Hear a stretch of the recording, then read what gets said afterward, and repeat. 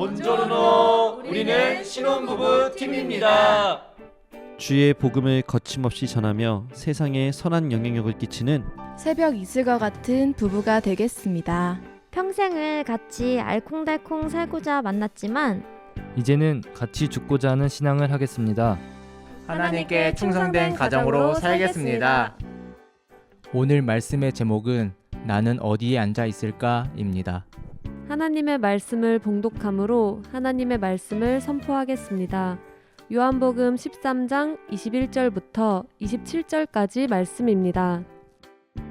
예수께서 이 말씀을 하시고 심령이 괴로워 증언하여 이르시되 내가 진실로 진실로 너희에게 이르노니 너희 중 하나가 나를 팔리라 하시니 제자들이 서로 보며 누구에게 대하여 말씀하시는지 의심하더라. 예수의 제자 중 하나 곧 그가 사랑하시는 자가 예수의 품에 의지하여 누웠는지라. 시몬 베드로가 머리짓을 하여 말하되 말씀하신 자가 누구인지 말하라 하니 그가 예수의 가슴에 그대로 의지하여 말하되 주여 누구니이까? 예수께서 대답하시되 내가 떡 한 조각을 적셔다 주는 자가 그니라 하시고 곧 한 조각을 적셔서 가롯 시몬의 아들 유다에게 주시니 조각을 받은 후 곧 사탄이 그 속에 들어간지라. 이에 예수께서 유다에게 이르시되 내가 하는 일을 속히 하라 하시니 아멘. 역사 속에서 하나님이 살아계십니다. 문화 가운데 하나님이 그 모든 문화를 주관하고 계십니다. 우린 문화와 역사를 통해서 빛나신 하나님을 만나게 될 것이고 문화와 역사에 종속되어 살아가는 존재가 아니라 문화와 역사를 통해서 하나님의 나라를 증거할 수 있는 그 믿음의 사람이 될 것입니다.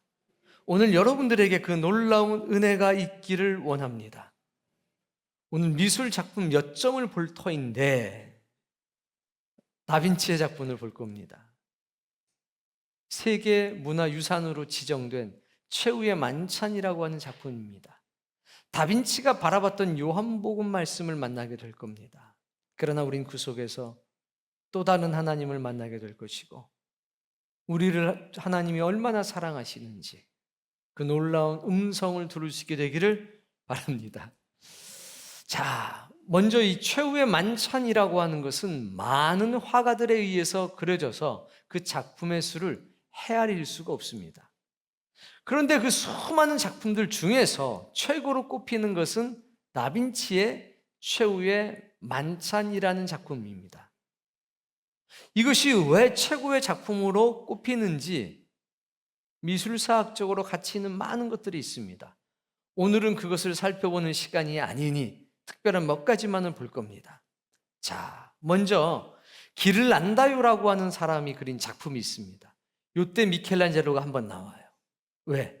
미켈란젤로의 스승이 바로 길을 난다요라는 분입니다. 이분이 그린 최후의 만찬입니다. 자, 어떻습니까? 한눈에 봐도 잘 그렸죠. 정말 잘 그린 작품입니다. 자, 이 작품을 보십시오. 흠잡을 데가 하나도 없습니다. 가장 전통적인 방식으로 최후의 만찬이라고 하는 것을 잘 표현한 작품입니다. 여기에서 두 가지 특징을 한번 찾아볼까요? 옆에 계신 분들과 함께 이야기하면서 두 가지 특징을 찾아보십시오. 눈에 확 띄는 게 있습니다. 적어도 하나는 다 찾아요.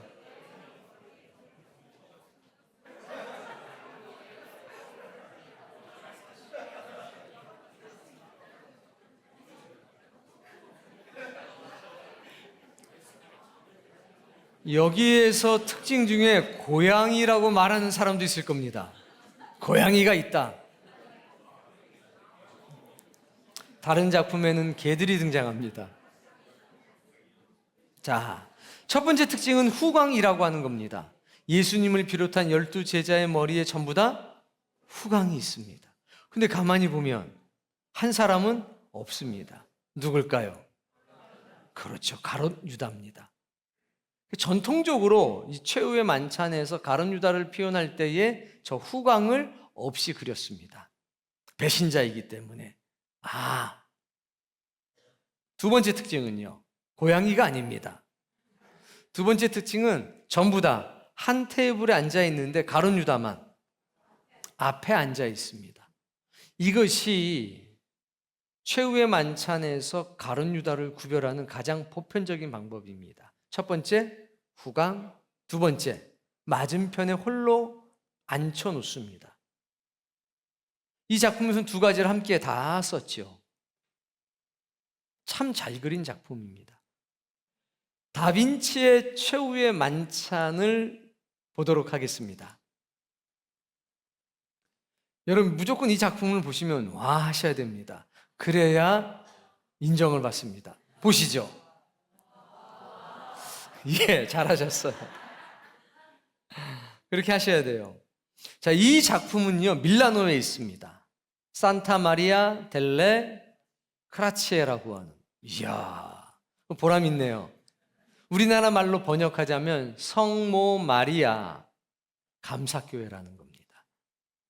이 작품은요, 가로가 8.8m입니다. 그리고 세로가 4.6m입니다. 굉장히 큰 작품이고 3년 동안 그렸습니다. 3년 동안 그렸는데 원래는 한 1년 정도면 끝날 수 있는 겁니다. 왜 오래 걸렸느냐? 인물들, 가장 적합한 인물들, 모델들을 찾느라고 오래 걸렸습니다. 그러자 이제 수도원 원장이 얘기를 합니다. 도대체 너는 뭐를 하고 다니냐? 빨리 그림을 완성해야지. 그때 뭐라고 대답하냐면, 가룟 유다 얼굴을 찾는데 너무나 많은 시간이 걸린다. 그렇게 급하면 수도원 원장, 당신의 얼굴을 가룟 유다 자리에 딱 그려놓겠다라고 얘기를 하니까 천천히 해라. 그런 일화가 있는 작품입니다. 이게 여러분이 딱 보시면 알겠지만 한 가지만 말씀드리면 몰입감이 있죠. 이 벽면 그대로 살려서, 저 천장면 그대로 살려서 이렇게 뭔가 이미 장식이 돼 있었습니다. 저 면을 그대로 살려서 거기에 맞게 그림을 그려서 딱 안에 들어가게 되면 내가 그 작품 안에 딱 서 있다는 것을 느낄 수 있을 만큼 공간감과 입체감이 대단한 그림입니다. 이게 수녀원에 그린 그림인데 식당에다가 그림을 그린 겁니다. 저기서 식사하셨던 수녀분들은 세계 인류 문화유산을 매일 보면서 아침, 점심, 저녁 식사를 한 겁니다. 자, 얼마나 잘 그렸으면 세계 문화유산으로 지정이 됐겠습니까? 자, 근데 지금 어때요? 상태가 좋아 보이나요? 안 좋아 보이죠? 문제가 있었습니다. 너무 실험 정신이 뛰어났습니다. 그래서 프레스코화로 그렸어야 되는데 프레스코화는 다빈치에게 맞지를 않았습니다. 이유는 워낙 천재적이기 때문에 스케치 다 해놓고도 순간 영감이 떠오르면 작품을 바꿔버립니다. 근데 프레스코화는 회반죽을 해서 바른 다음에 마르기 전에 딱 그려야 됩니다. 수정 불가입니다. 계획된 대로 그려와야 합니다. 그래서 이 당시에 유행하던 템페라라고 하는 그냥 이렇게 목판 같은 데다가 그리는, 그러니까 유화입니다. 유화. 여기를 프레스코화로 그리지 않고 그냥 유화로 그려버립니다. 그럼 무슨 특징이냐? 색감이 훨씬 더 화려합니다. 유화로 멋지게 딱 그려놓습니다. 프레스코화는 1000년이 지나도 변하지 않는다는 거예요. 근데 유화는요, 습기 차고 그러면 2년, 3년만 지나면 녹아내리기 시작합니다. 실험 정신으로 도전해봤지만 실패해버리고 말았습니다. 스포르차라고 하는 영주가 이 그림을 그리라고 그랬거든요. 근데 2, 3년 뒤에 그림이 녹아내리기 시작하면 어떻게 될까요? 죽습니다. 근데 또 미켈란젤로 나오죠? 다빈치가 안 죽었습니다. 그때 그 가문에 큰 일이 생겨가지고 자기가 먼저 어려운 일을 겪게 됩니다. 그래서 목숨을 부지할 수 있었습니다. 그리고 이 작품도 22년 동안 복원해서 이만큼 만들어 놓은 겁니다. 그전에는 거의 형체를 알아볼 수 없었습니다. 그래서 이 원본을 가지고는 무언가 이야기하기가 어렵기 때문에 모사본, 이 그림을 보고 그린 그림이 있습니다. 모사본을 보도록 하겠습니다. 어때요? 화려하죠. 네, 화려해요. 그리고 인물들을 보십시오. 얼마나 생동감이 있고 온화하게 그렸는지 모릅니다. 자, 여기서 특징 이제 두 가지를 찾아보세요. 자, 첫 번째 특징 찾아보십시오. 두 번째 특징도 찾아보세요. 그리고 여러분의 안목을 친구한테 얘기해 주세요. 다빈치의 작품에 독창성이 나옵니다. 여기서 전부 다 후광을 그렸는데 다빈치는 후광을 없애버렸어요. 훨씬 더 인간적인 모습으로 그리기 시작합니다. 두 번째, 가룟 유다가 등 돌리고 있지 않고 무리들 속으로 들어가 앉아 있었습니다. 그 대신에 가룟 유다의 위치와 높이를 낮춰서 식탁 앞으로 밀어 넣어버렸습니다.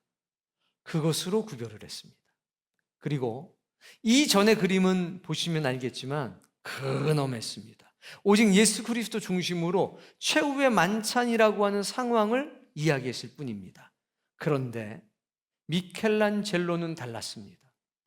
자, 미켈란젤로는 예수님뿐만이 아니라 여기에 등장하는 12명의 사도들에게 전부 다 의미와 스토리를 부여했습니다.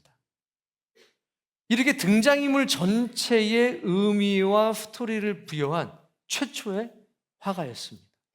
그래서 이 작품의 위대함이 거기에 있는 겁니다. 물론 여러 가지 미술사학적으로 훌륭한 작품임에는 틀림없습니다만 오늘 우리가 얘기할 내용은 바로 그겁니다. 각 인물마다 무엇이 있다고 그랬습니까? 스토리가 있다. 의미가 있다. 오늘 우리는 그것을 살펴볼 겁니다. 자, 이 상황에서 그 이야기를 하려면 궁금하잖아요. 도대체 누가 가룟 유다일까? 딱 표시가 나는데 도대체 누가 가룟 유다고 누가 베드로고 누가 요한이고 누가 마태일까? 제가 오늘 한 가지는 장담하겠습니다. 예배가 마치면 여러분 12사도 이름을 저절로 다 알게 될 겁니다. 수십 년 믿음 생활에도 12제자 이름 대봐라 하면 보통 이렇게 끝납니다. 시몬, 베드로, 안드레, 야고보, 요한. 그 뒤로는 각자입니다. 거의 12명 다 되는 분들이 없는데 오늘 여러분은 알게 될 겁니다. 그래서 등장인물 배치도를 준비했습니다. 이렇게 되어 있습니다. 가운데 계신 분은 예수님. 자, 여기서부터 예수님을 중심으로 왼쪽으로 3명씩 4개의 그룹으로 나눠져 있습니다. 먼저 예수님 오른편에 보시면 누가 있냐? 1번 요한, 2번 베드로, 3번 가룟 유다. 머리 순서입니다. 앉은 순서가 아니라 머리 순서. 약간 차이는 있습니다. 바로 옆에 있는 분은 요한, 그 뒤에는 베드로, 그 옆에는 가룟 유다, 그 옆에는 안드레. 안드레는 누구죠? 베드로의 형제죠. 그 옆에는 야고보인데 소야고보, 작은 야고보, 알페오의 아들 야고보. 야고보가 2명이 있습니다. 그래서 작은 야고보라고 합니다. 맨 마지막에는 6번 바돌로메. 자, 이거 친구들하고 한번 이야기 한번 나눠봅시다.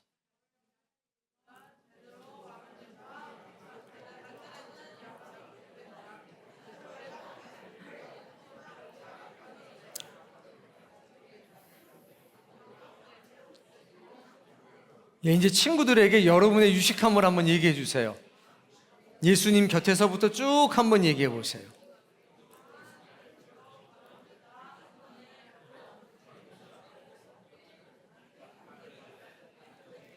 자, 이번 예수님 왼편을 보겠습니다. 예수님 왼편으로 보면 이 사람이 보이죠? 요게 7번입니다. 머리 순서대로. 7번 누구? 빌립, 아니 도마. 누구요? 도마. 8번 야고보, 9번 빌립입니다. 이렇게 3명이 한 세트예요.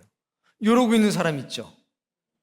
자리는 야고보, 큰 야고보가 먼저 있지만 이러면서 튀어나오는 거예요. 머리와 얼굴이. 그래서 우리는 7번 누구? 도마. 달라요. 이건 앉은 순서대란 겁니다. 도마. 8번 누구? 야고보. 이렇게 하고 계신 분 야고보. 9번 빌립. 가장 고상하게 생겼어요. 자, 10번 마태. 파란색 옷을 입은 사람 마태. 11번 다데오. 12번 시몬. 그러니까 시몬도 원래 두 명이죠. 시몬 베드로 그리고 시몬 열심당. 자, 이렇게 되어 있습니다. 자, 그럼 7번부터 12번까지 한번 친구들하고 얘기해 보세요.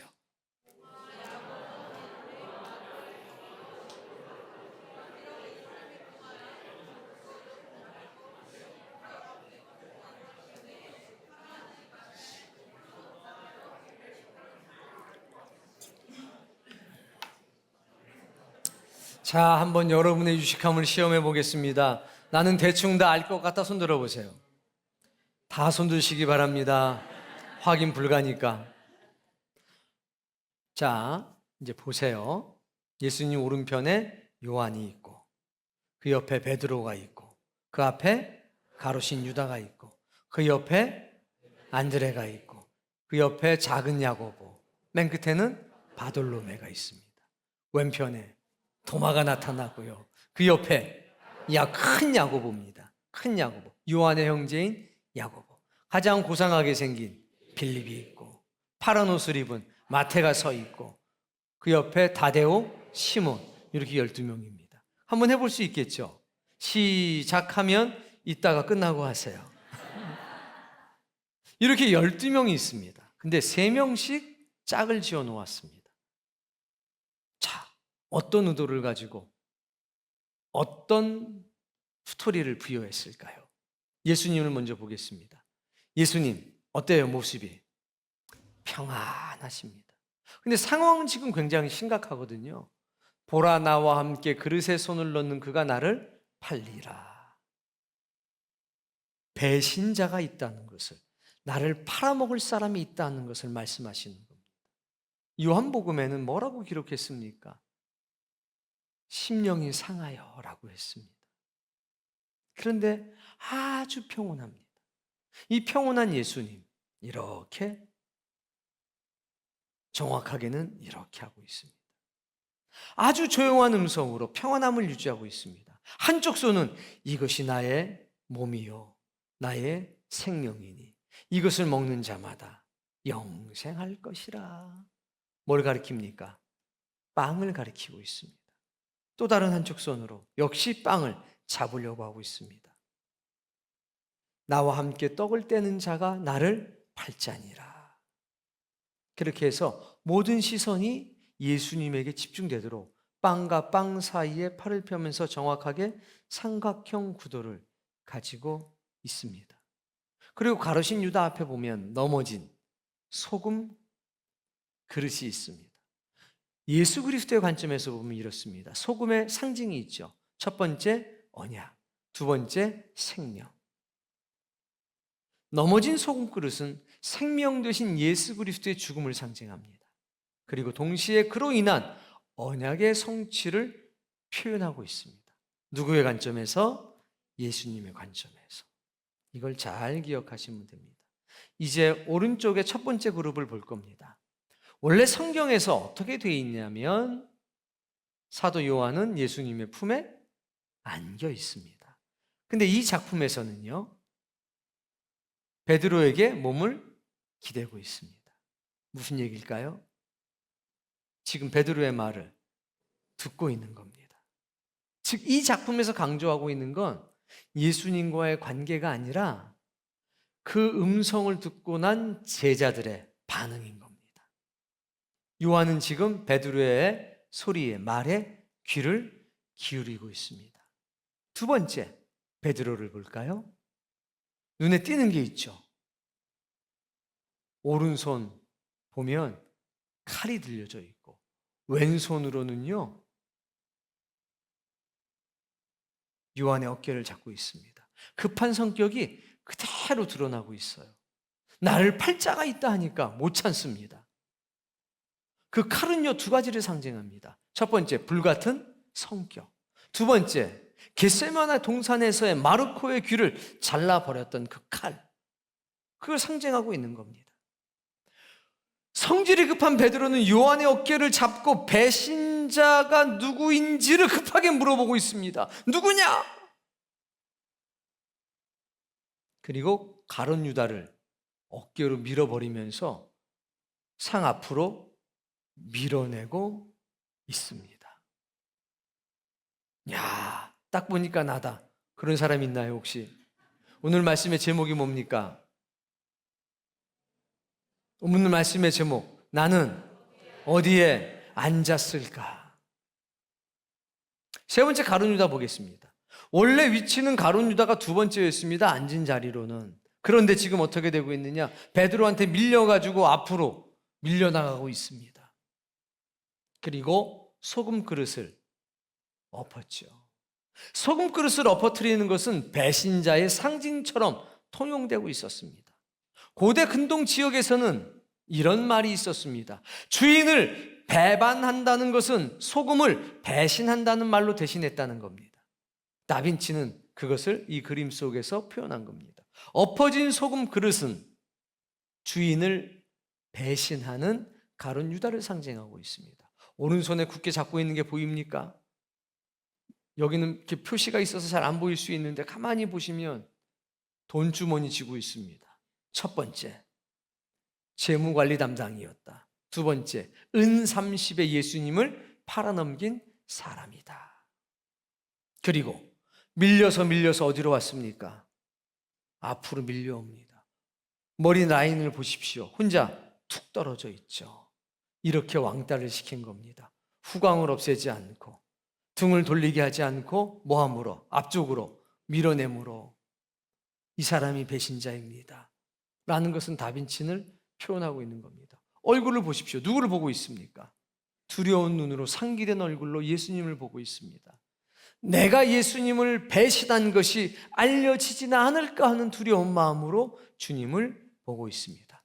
이것이 1그룹입니다. 2그룹 봅시다. 바깥에서부터 보겠습니다. 누굽니까? 바돌로메. 바돌로메를 보십시오. 그의 시선을 향하고 있는 곳은 예수 그리스도입니다. 그는 집중해서 예수님을 보고 있습니다. 신중한 얼굴로 식탁을 부여잡고 예수님을 보고 있습니다. 어떤 일이 발생한다면 즉각적으로 행동할 준비가 되어 있는 겁니다. 폭풍 전야 같은 고요함을 가지고서 오직 누구에게? 예수님에게 집중하고 있습니다. 그 말의 뜻은 모르겠지만 내가 그 말의 뜻을 안다면 즉각적으로 행동할 준비가 되어져 있는 겁니다. 그 옆에 있는 사람은 작은 야고보. 작은 야고보를 보십시오. 그의 손을 보십시오. 어디를 잡고 있습니까?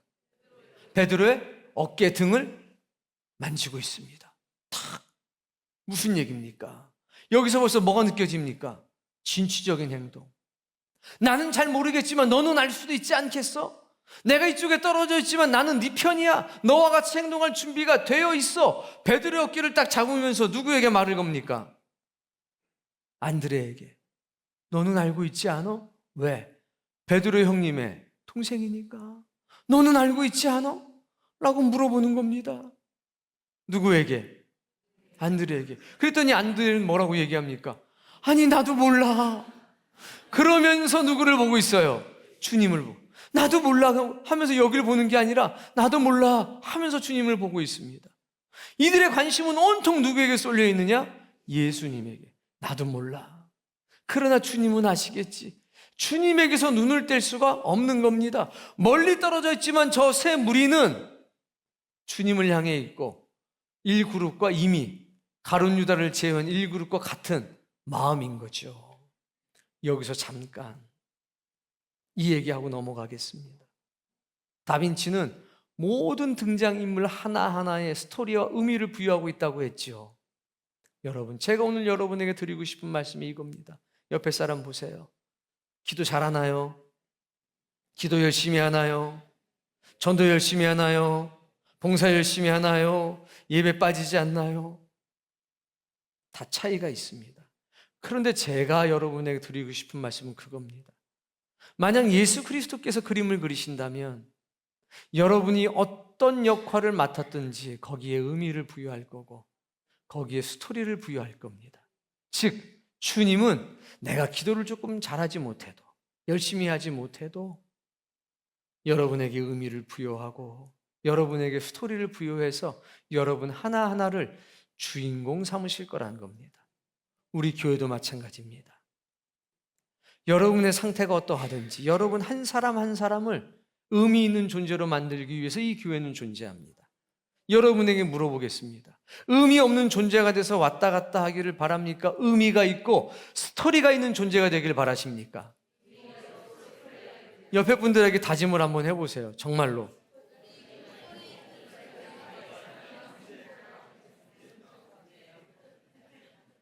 그렇다면 여기 작품에 끝에라도 앉아있는 게 좋은 거 아닌가요? 기회가 있는 거잖아요. 여기 앉아있는 분들은 다 대단한 분들이고 우리와 비교가 안 되는 분들입니다. 그런데 감히 오늘 여러분들에게 물어보잖아요. 여러분의 자리는 어디입니까? 여러분 주인공 만들려고 하는 하나님의 손길임을 기억하시기 바랍니다. 그리고 의미 있는 존재가 되겠다는 결심이 있기를 바랍니다.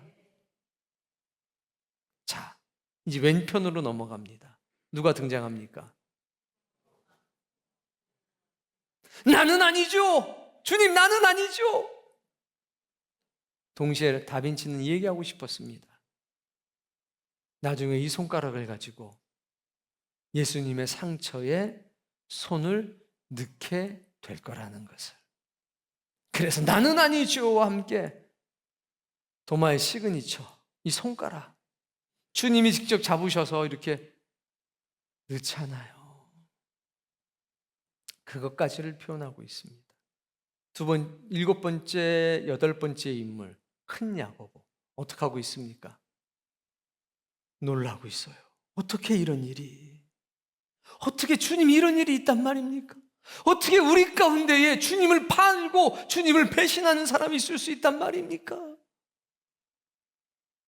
당황하면서 항변하고 있습니다. 어떻게 이런 일이? 아홉 번째 인물, 빌립.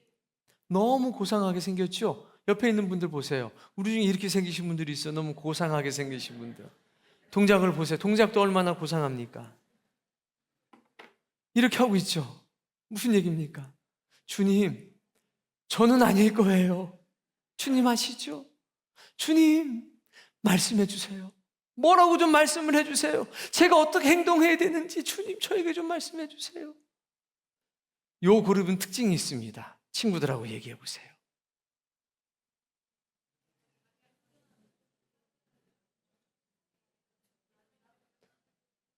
그림 보지 마시고 친구를 보세요, 제발. 그리고 뭐라고 얘기를 좀 해봐요.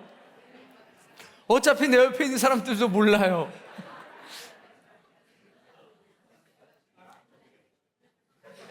이 세 번째 그룹의 특징은 따로 국밥이라는 겁니다. 도마는 도마대로 나는 아니에요. 나는 아니에요. 야고보는 야고보대로 어떻게 이런 일이 있을 수 있지? 빌립은 나는 아니죠. 주님 뭐라고 말씀 좀 해주세요. 따로 국밥이에요. 따로 국밥 아세요? 국물 따로, 밥 따로, 반찬 따로. 따로 국밥이에요. 셋은 각자 자신의 감정에 충실하고 있어요. 교회도 이런 사람들이 있잖아요. 뭐가 어떻게 됐는지 각자의 입장이 중요하고 각자의 감정이 중요한 사람들 있습니까? 없습니까? 있죠. 있어요. 나쁜 거 아닙니다. 그렇다는 거예요. 네 번째 그룹. 마태로 시작하는 이 네 번째 그룹. 10번 마태 보세요. 어때요? 손은 주님께로, 얼굴은 그 무리들, 자기 그룹에게 향하고 있어요. 손은 누구에게로? 믿을 수 없다. 어떻게 이런 일이 있을 수 있지? 어떻게 주님을 팔 수가 있지? 누가 도대체 그랬단 말이야? 하면서 누구한테 물어봐요? 자기 그룹. 요 그룹의 특징은 주님 절대 안 본다는 거예요. 자기들끼리 심각해서 자기들끼리는 아주 그냥 똘똘 뭉쳐서 얘기해요. 아, 이런 그룹도 있어요. 그 순간을 포착한 거기 때문에. 어떻게 주님을 팔 수 있어? 너 생각을 해봐. 너는 아니겠지? 마태의 입장입니다. 11번 누굽니까? 다데요. 어때요? 한 손은 탁자를 짚고 한 손은 들었어요. 우리가 자주 쓰는 거 이건 거죠, 이거. 뭔가 열정적으로 계속 얘기하고 있는 겁니다. 심각한 표정으로. 어떻게 이런 일이 있을 수 있단 말이야? 도대체 생각을 해봐. 누구인 것 같아? 막 하고 있어요. 열정들이 다 넘쳐요. 10번, 11번, 12번은 자기들끼리. 재미있는 건요, 맨 마지막에 있는 시몬입니다. 표정이 어떻습니까? 그 심각을 뛰어넘어서 아주 근엄해요. 냉철하죠. 지금으로 치면 T에 가까운 것 같아요. 이 친구 또한 어떻게 하고 있습니까? 손을. 내 생각에는 말이야. 그런데 불안과 공포가, 긴장감이 그 얼굴에 묻어 있습니다. 결국 이 마지막에 있는 분들은 서로가 손을 잘 사용하면서 열정적으로 얘기하고 있는 겁니다. 자기들만의 리그가 있어요. 교회도 이런 그룹이 있습니다. 나쁘다는 얘기가 아닙니다. 이렇게 네 종류의 특징이 있었습니다. 다빈치는 그 얘기를 하고 있는 겁니다. 그런데 오른쪽에 있는 사람들은요, 적극적으로 주님께 집중하면서 무언가를 해결하려고 하는 그룹들이고, 왼쪽에 있는 사람들은 무언가 자신의 입장이 있고 자기들만의 생각이 있어서 자기들 중심으로 한다는 것을 볼 수가 있습니다. 오른쪽에 있는 사람들은 예수님의 입장이 중요한 사람들이고, 예수님의 입장에서 무언가가 결정이 된다면 즉각적으로 행동하겠다는 결의가 보이는 사람들이고, 왼쪽에 있는 사람들은 자신들의 입장이나 자신들의 의견이 중요하다는 것을 알 수 있죠. 소극적이에요. 자신들의 입장이 조금 더 중요한 사람, 이쪽에는 보다 더 즉각적으로 행동할 준비가 되어 있는 사람. 이렇게 보이시나요? 네. 자, 이제 여러분에게 묻습니다. 여러분은 1그룹, 2그룹, 3그룹, 4그룹이 있습니다. 1, 2그룹은 오른쪽, 3, 4그룹은 왼쪽. 여러분은 어떤 그룹인지 한번 이야기해 보세요. 지금 내 입장은.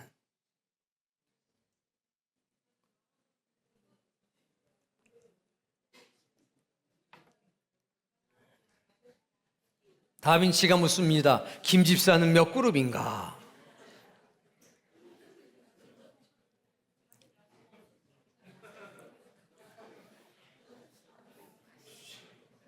대부분 입장이 이렇더라고요. 1그룹은 좀 부담스러워요. 너무 가까워요. 그렇다고 3, 4그룹 가기에는 조금 그래요. 그래서 저는 2그룹 같아요. 손 한번 들어보세요. 자, 나는 1그룹이다. 오, 용기가 있어요. 멋지신 분들이에요. 2그룹이다. 네, 멋지신 분들이에요. 나는 좀 3그룹인 것 같다. 난 좀 소심한 게 있고 내 입장에 막 변명이 3그룹. 4그룹이다. 네. 앉은 사람들은 그림에 없다. 자, 제가 여러분에 하고 싶은 말씀이 이겁니다. 그래서 이 그림, 지금 설명드린 건 작가가 의도한 것들. 그런데 이 그림 속에서 다빈치의 최후의 만찬에서 누가 여러분에게 말을 걸고 있는지를 보십시오.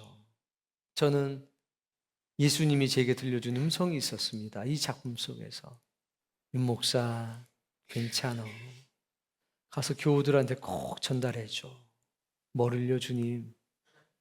네가 어떤 형편에 있든지, 네가 가난하든지 병들었든지 상관없어. 내게 와. 내게 오면 평안함을 누릴 수가 있어. 너 먹고 사는 문제 때문에 골치 아프고 사람과의 관계 때문에 고통받고 있어? 괜찮아. 나한테 와. 저는요, 이 작품 속에 주님만 보였어요. 그 주님이 우리 모두를 부르시는 것을 경험하고 느꼈습니다. 주님 지금 마음이 상했습니다. 죽을 만큼 고통스러우셨습니다. 그런데 웃고 계시잖아요. 자, 이것은 내가 너희에게 주는 내 몸이야. 이것을 먹는 자는 살 거야. 이걸 먹고 마시는 자에겐 영원한 생명이 있을 거고 내가 너를 실어버리지 않을 거야. 자, 나한테로 와. 저한테 주님은 이렇게 말씀하셨습니다. 그 주님의 부르심이 오늘 여러분에게 있기를 축복합니다. 자, 이제 성경을 통해서 어떻게 기록되어 있는지를 보겠습니다. 마태복음 26장 21절부터 읽겠습니다. 그들이 먹을 때에 이르시되 내가 진실로 너희에게 이르노니 너희 중에 한 사람이 나를 팔리라 하시니. 식사 중에 말씀하셨습니다. 너희 중에 한 사람이 나를 팔 것이라. 22절. 그들이 몹시 근심하여 각각 여짜오되 주여 나는 아니지요. 각자가 물어봤다는 겁니다. 마태는 이것을 생생하게 기록한 겁니다. 마태복음은 마태의 관점에서 기록한 거기 때문입니다. 다 물어봤습니다. 주님 저는 아니죠? 주님 저는 아니죠?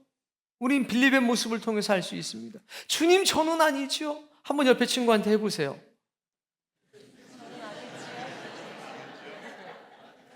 네. 여기 보니까 이 그림에 아주 그냥 곱슬머리가 이쁘게 됐는데 곱슬머리가 아주 이쁘게 되신 분들이 몇 분 계세요. 모델로 손색이 없겠네요. 주여 저는 아니죠. 주님 저는 아니죠. 23절. 대답하여 이르시되 나와 함께 그릇에 손을 넣는 그가 나를 팔리라. 나와 함께 그릇에 손을 넣는 그가 나를 팔 거다. 떡그릇이 있었던 거예요. 빵그릇이. 주님이 이렇게 말씀하셨어요. 이걸 누가 들었습니까? 마태는 분명히 들었어요.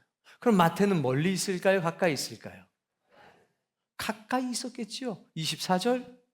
인자는 자기에 대하여 기록된 대로 가거니와 나는 하나님의 뜻을 성취하기 위해서 성경의 말씀대로 고난을 받고 죽게 될 것이지만 인자를 파는 그 사람에게는 화가 있으리로다.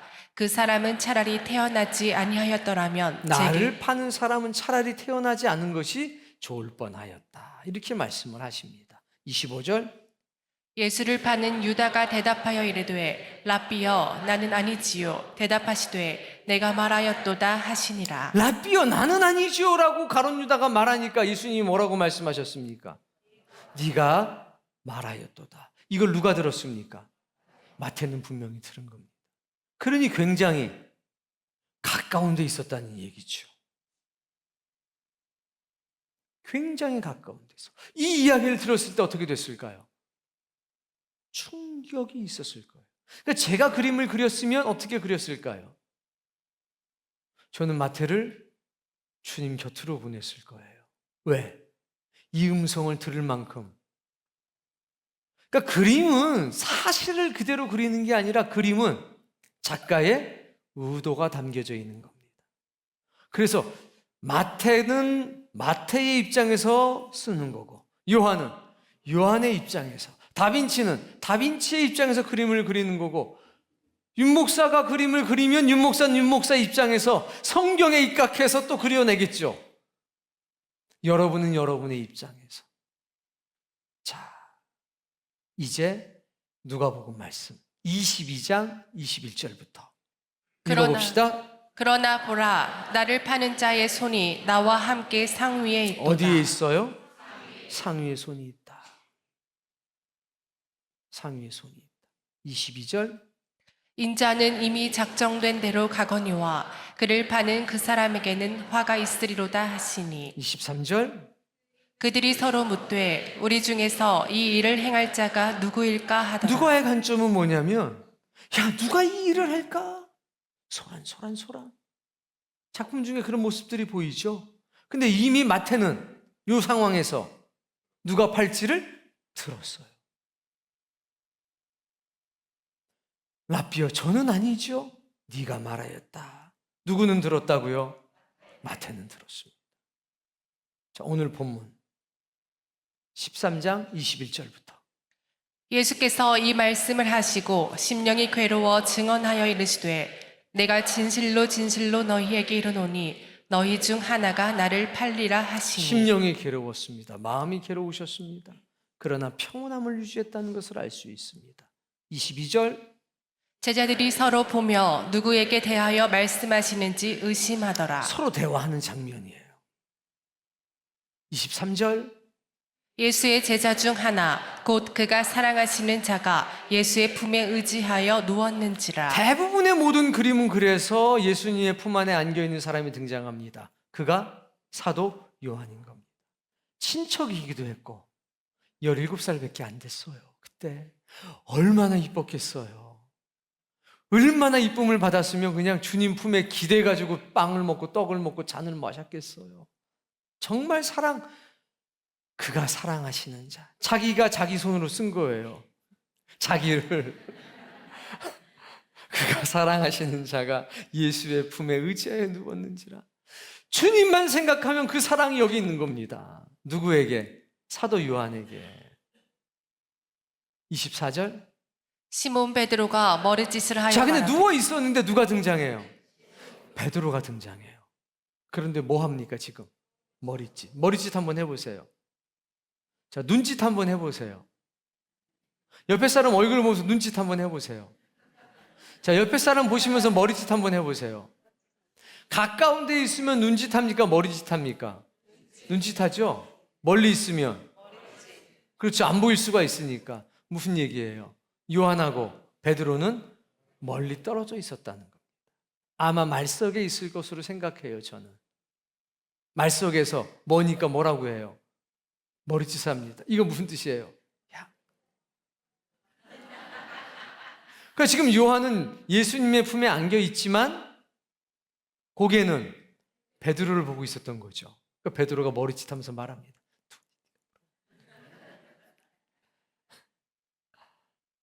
25절. 그가 예수의 가슴에 그대로 의지하여 말하되 주여 누구니이까. 자, 그러니까 이렇게 있다가 저쪽 보다가 이제 고개를 살짝 돌리는 거죠. 예수님 누굽니까? 라고 물어봐요.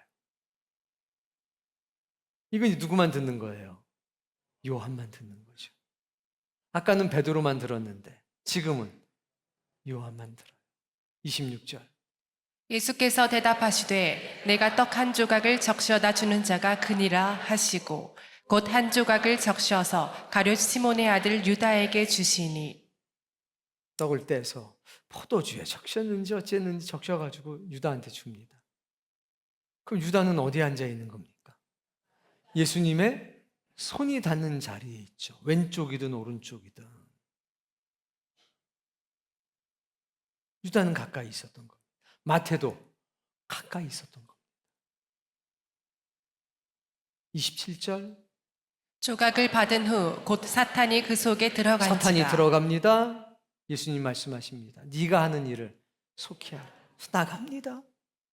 사람들이 다 어떻게 생각했냐면 돈 맡은 사람이니까 명절이 됐으니 선물 사러 가는 모양이다. 이렇게 생각했습니다. 근데 보세요. 마태 알았습니까? 몰랐습니까? 알았죠. 요한 알았습니까? 몰랐습니까? 알았죠. 근데 나간 뒤로 겟세마네 동산으로 기도하러 갈 때에 누구도 반응하지 않았습니다. 자, 사랑하는 성도님, 여러분은 어떤 그룹에 속해 있습니까? 사랑하는 성도님, 여러분은 몇 번째 자리에 앉아 있습니까? 자리에 욕심을 내라는 이야기가 아니라 여러분은 지금 하나님의 역사와 하나님의 일에 어떻게 반응하고 있습니까? 우리는 저 자리에 앉아 있어야 합니까? 저 자리에 없어야 합니까? 우리는 저 자리 어딘가에 앉아 있어야 합니다. 그리고 하나님의 일에 어떤 형태로든지 반응하는 사람이 되어야 합니다. 예수님께서 제자들을 책망하셨습니다. 오늘 밤에 너희가 나를 버리고 다 도망할 것이라. 그러나 저주하지는 않으셨습니다. 오히려 이렇게 말씀하셨습니다. 사탄이 너희들을 밀가 부르는 것처럼 나에게 청고했지만 내가 허락하지 아니하였다. 시험에 들지 않도록 깨어 기도해라. 기회를 주셨다는 겁니다. 그게 그리스도의 사랑이었습니다. 부활하신 뒤에 제자들을 찾아가셨습니다. 그리고 이렇게 말씀하셨습니다. 성령을 받으라. 그리고 선지자의 글들을 읽으시면서 그들에게 깨달음을 주셨습니다. 말씀하시기를 내가 너희들보다 갈릴리에 먼저 가 있을 것이다. 약속한 자리에서 만나자. 만나셨습니다. 우리도 마찬가지입니다. 지금 깨달음이 없을 수 있습니다. 열심은 있지만 미처 나의 생각과 나의 행동이 그 열심을 따라가지 못할 수도 있습니다. 2그룹일 수도 있고 3그룹일 수도 있고 4그룹일 수도 있습니다. 그러나 중요한 게 뭔지 아십니까? 예수님의 식탁 자리에 함께 앉아 있어야 한다는 것입니다. 그러나 그 식탁 자리에서 떨어져 있다면 나는 안 됩니다. 내 믿음이 비록 연약해도 이 공동체에서 떨어지면 안 된다는 겁니다.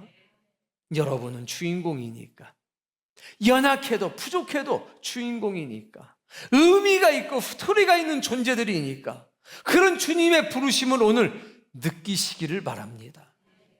과거의 모든 그림에는 예수님만 주인공이었고 최후의 만찬이라고 하는 그 성찬의 의미만 있었습니다만 다빈치의 작품 속에 비로소 한 사람 한 사람에게 생명이 부여되기 시작하고 의미가 부여되기 시작하고 스토리가 부여되기 시작합니다.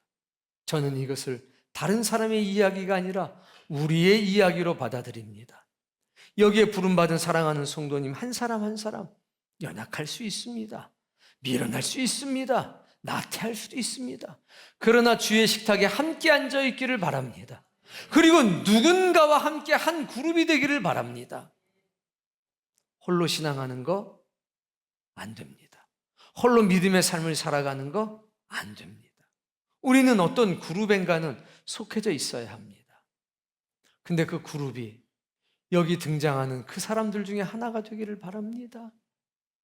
주를 향한 열심, 주를 사랑하는 마음, 하나님 나라에 대한 간절함이 있는 사람과 여러분 그룹을 짓도록 하십시오. 그러면 거기서 좋은 소리를 들을 수 있습니다. 거기서 좋은 영향을 받을 수 있습니다. 이 식탁에 함께 앉은 분들은요, 다 주님을 위해서 죽었던 사람들입니다. 여러분이 그런 사람 되길 바랍니다. 마지막으로 여러분에게 묻습니다. 여러분은 누구와 한 그룹이 돼서 이 믿음의 삶을 살아가고 계십니까? 입 딱 다물고 내 믿음, 내 신앙 내가 지키겠다. 안 됩니다. 고립됩니다. 다빈치가 3명을 한 족씩 한 그룹씩 묶어놨던 거 권면 아닐까요? 이 시대를 향한 상처받기 싫어서 혹은 어색해서 나 혼자 믿음의 삶을 살아야 되겠다, 신앙생활 해야 되겠다 하는 사람이 있다면 안 됩니다. 안 됩니다. 여러분은 어떤 그룹이든지 들어가 있어야 합니다. 전 그렇게 들립니다. 여러분, 상처받는 거 두려워하지 마십시오. 상처받지 않은 사람이 어디 있습니까? 손 한번 안 들어볼게요. 이번에 남편한테 상처 안 받은 분 손 한번 들어보세요. 아내한테 상처 안 받아본 손 한번 들어보세요. 장로권사 집사한테 상처 안 받아본 분 있으면 손 들어보세요. 자기 자녀한테 상처 안 받아본 분 손 들어보세요. 자기 부모님한테 상처 안 받아본 분 있으면 손 들어보세요. 우리는 상처 주고 상처 받는 존재라는 거 인정하셔야 합니다. 나는 상처 안 줘. 뭘 안 줘? 너 때문에 내가 상처 받았는데 너 혼자 신앙생활 하겠다고 할 때 벌써 상처받는 사람 많습니다. 나는요 상처받기도 싫고요 상처 주기도 싫어서 혼자 조용히 교회 다니려고요. 벌써 너 때문에 상처받았어. 다 그 태도 자체가 인정하셔야 돼요. 뭐를? 고상하게 앉아있지만 여러분도 상처 줬어요. 고상하게 앉아있지만 여러분도 상처 받았어요.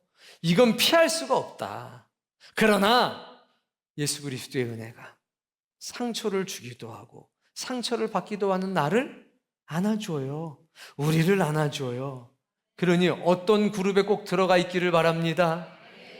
1그룹, 2그룹, 3그룹, 4그룹 안 중요해요. 어딘가엔 들어가 있어야 합니다. 여러분에게 묻습니다. 여러분은 어느 자리에 앉아 계십니까? 여러분은 어떤 그룹에 속해 있습니까? 중요한 건 1번부터 12번까지 내 자리가 있다는 거고 중요한 건 1그룹부터 4그룹까지 내 그룹이 있다는 거. 그 그룹 가운데서 여러분의 앉은 자리에서 주의 일을 의논하시고 주를 향한 거룩한 열정이 불타는, 그래서 예수 그리스도께서 그리신 최후의 만찬에 여러분의 얼굴이 해같이 빛나면서 자리를 차지하고 있기를 주의 이름으로 축복합니다.